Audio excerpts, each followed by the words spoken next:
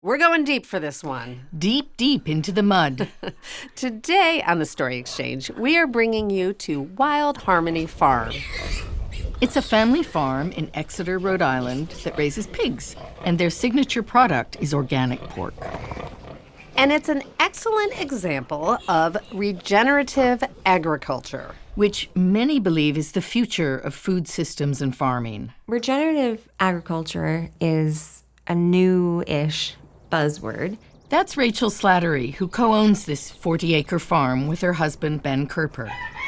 I think the best way to describe it is how your mother probably taught you to leave something better than you found it. A few years back, everyone was talking about sustainable agriculture, but that really isn't enough anymore. My generation of farmers, we're inheriting tired land. We're inheriting land that has been overgrazed, just abused for generations. And it's now my generation's task or job to restore that land, to bring it back to health, to bring it back to a vibrant ecosystem. And this is where the pigs come in. Hey, Mama. We see our animals as a big piece of this regenerative way of growing food. Yeah. We spent some time with Rachael, Ben, and their pigs. Once when the piglets were first born in the spring. They started giving birth about 3 weeks ago, and the newest ones we have right now are about 5 days old. And then we stopped back about 6 months later in September, right before the pigs, now quite large and porky, were taken to, well, the place where they have one bad day. It's a very sacred, honorable process of deciding to take a life to nourish your own. A special note to our vegan listeners, you'll enjoy this podcast. Really, you will. You will. We're going to focus on that happy time in the pigs' lives, when they're living their best pig lives, and when this eco-friendly method of holistic farming is taking place.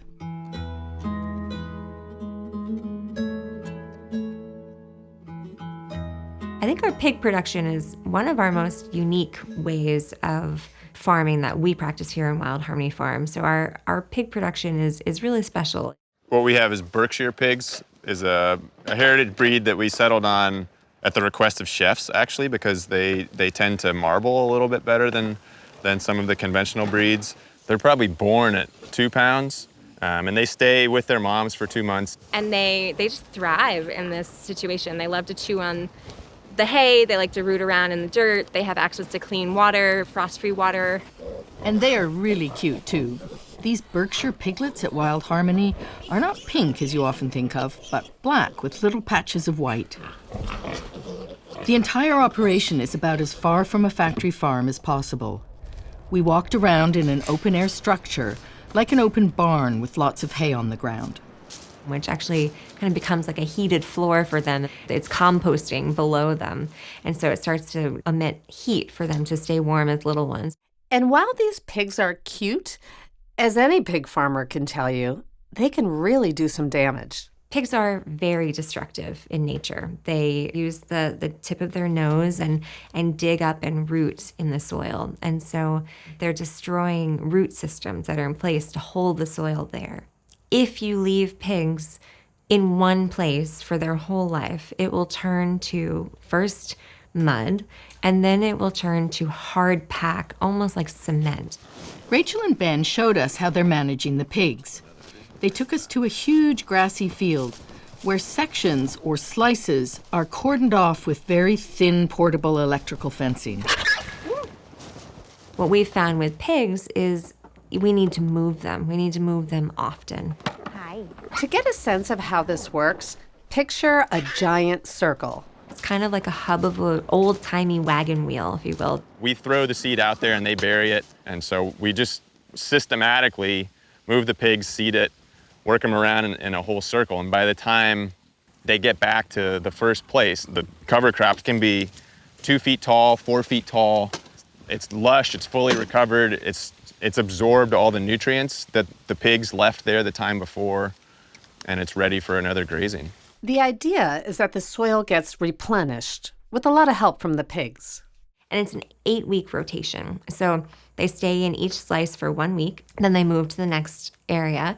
And right before we move them, we reseed the area that they were just in. And then their hooves actually plant it in. So they walk over it and plant it in. Do they do anything besides eat and sleep all day long? That's about it. It's a good life. It is, and one that Rachael and Ben are very committed to providing. Their motto is healthy land, healthy animals, healthy people. Grazing grass and then giving it a break so that it can grow back really well, that's the process that sequesters the most carbon, that builds the soil the fastest. Because if we can keep the grass healthy, we know that animals are going to be healthy because they're eating healthy food. I know that happy is a funny word sometimes to use with livestock, but happy by, I mean, like they're not stressed, they're not hungry all the time, like they're healthier, happier animals. We'll tell you more about the future of regenerative farming when we get back. Stick around. Here at the Story Exchange, we aim to keep you informed, especially about the environment. If you like what you're hearing, check out our podcast on seaweed farming. We talked to Bree Warner of Atlantic Sea Farms. When you're adding it to the water and it's sucking up that carbon from the ocean, and then you pull it out of the ocean, you're actually removing that carbon from the ocean. Listen to the episode, A Seaweed Startup in Maine's Chilly Waters, wherever you listen to podcasts.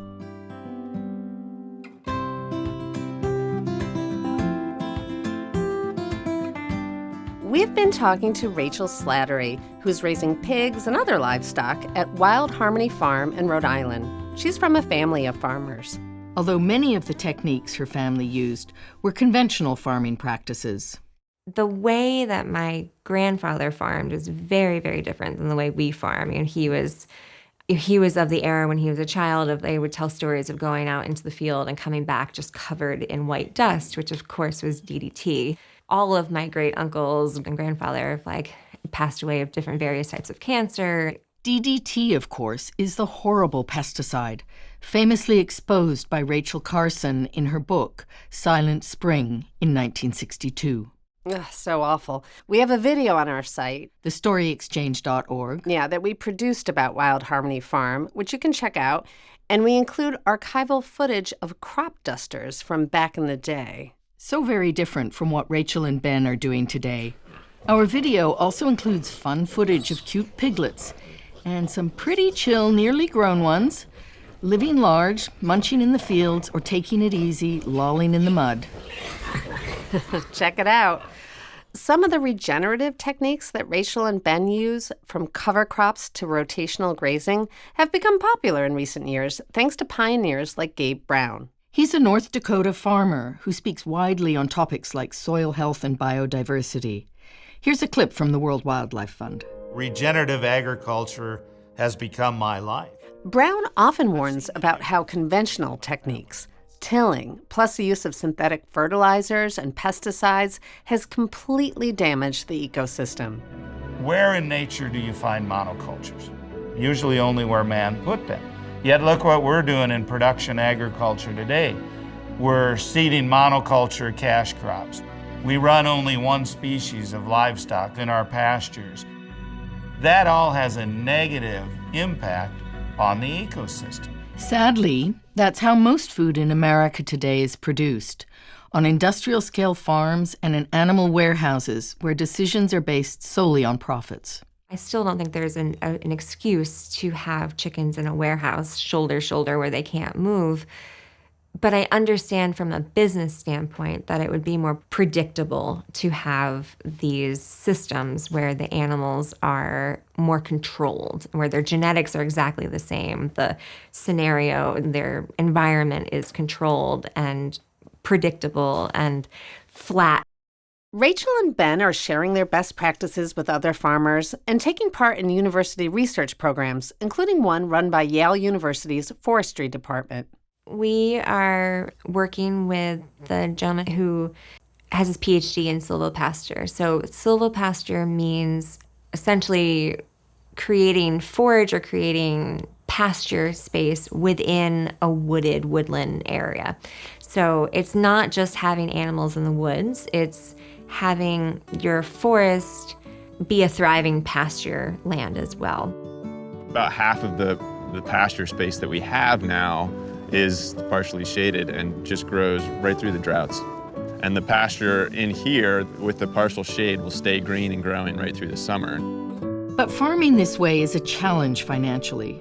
Small farmers like Rachael and Ben don't benefit from economies of scale or big government subsidies. We want to be profitable, we want to be successful, but we don't want to be the only ones. We want our competitors to thrive. It's really, for us, it's a matter of sharing our books, sharing what we've learned. I mean, that's part of our business's mission, is to create a replicable model so that regenerative agriculture is here to stay. So let's circle back to the pigs. Sue, I know you were there toward the end of their life cycles. Yes, the harvest, as they call it.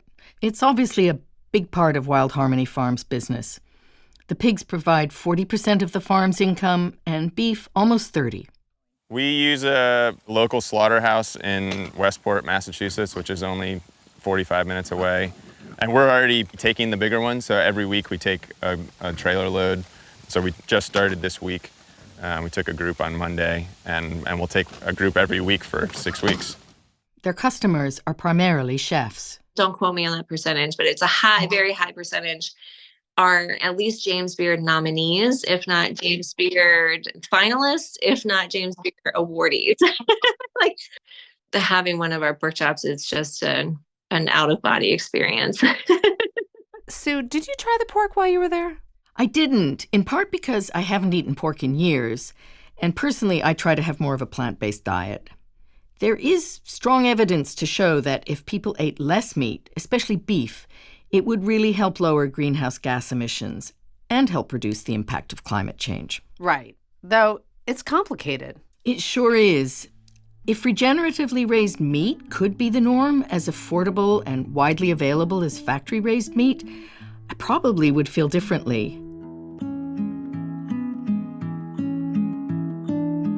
What would you say to someone who thinks that by doing a plant-based diet that they are doing their part to not make the planet any worse than it is?